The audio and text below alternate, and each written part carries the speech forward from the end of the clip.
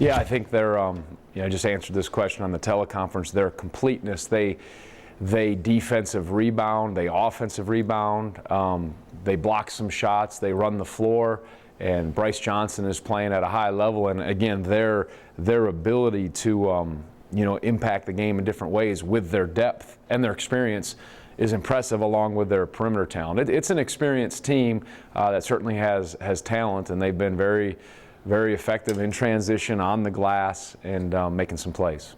18, I think you've won 18 straight games at home. Just talk to me about how you've been able to be so successful at home and what that home court advantage means for you, and what it'll mean for you in a big game on Saturday. You hope you get a home court advantage that where the crowd gets excited and there's just electricity, and I think that's what's happened here, and I'm so thankful for that. I love how the crowd has rallied behind the players. You have to give them a level of quality, and the fact that we've won that many is impressive in a league like this, and certainly there's another huge opportunity in front of us, and I know it'll be an exciting atmosphere. Second straight year, you have College Game Day here at the JPJ.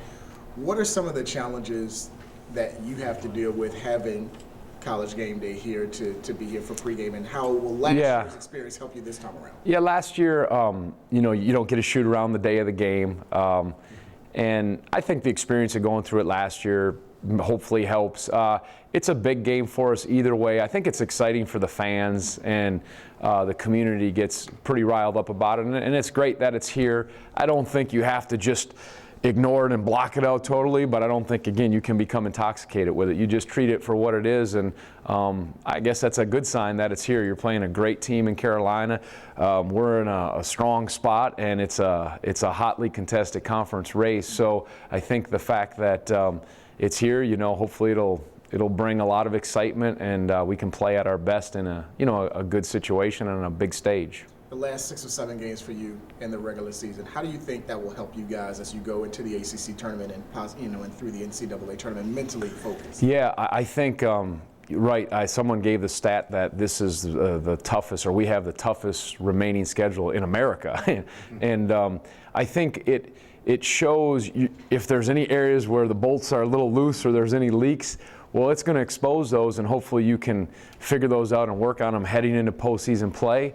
And you're going to have to be ready, and if you can play well in those settings, hopefully it gives you the right kind of confidence. That game at Miami was a hard-fought game, 2 teams fighting drastically, came down to a possession game, and I think when you go against the competition on the road, at home that we're facing, it certainly will reveal, and you want to be playing at your best, but there's no hiding in these games, and you certainly can help yourself, and you're going to learn a lot.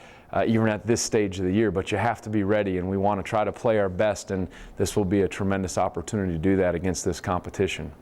I know you said on the teleconference that Isaiah and Evan both still kind of day-to-day, and you don't know if you'll have them. How do you approach that in practice? Do you kind of go in? How do you do that, I guess, not knowing what you have with those guys? Well, you figure out before practice. You talk with our trainer, Ethan, and say, what's it look like as we get a little bit before, and you plan practice that way. And, obviously their health is the most important thing, and then getting them as ready as soon as possible, but without putting them in harm's way.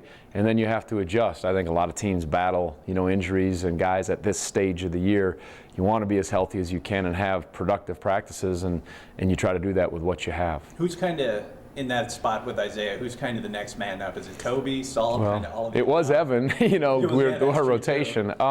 I used Jared Reuter last game in that spot. We've been playing, obviously, Anthony, Isaiah, and Mike, and then Evan. Those have kind of been the 4, and now without Evan, I went with Jared. The size, that's why all guys, Jack has to be ready.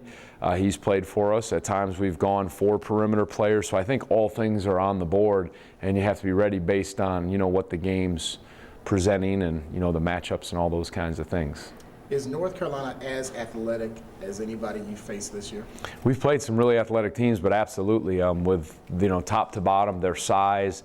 Bryce Johnson's one of the bounciest, most athletic, I don't know what he is, 6'10". He's up there with length that you'll ever see. He's so quick off the floor. But yeah, they're definitely up there, and I haven't ranked them, but I'd put them near the top for sure.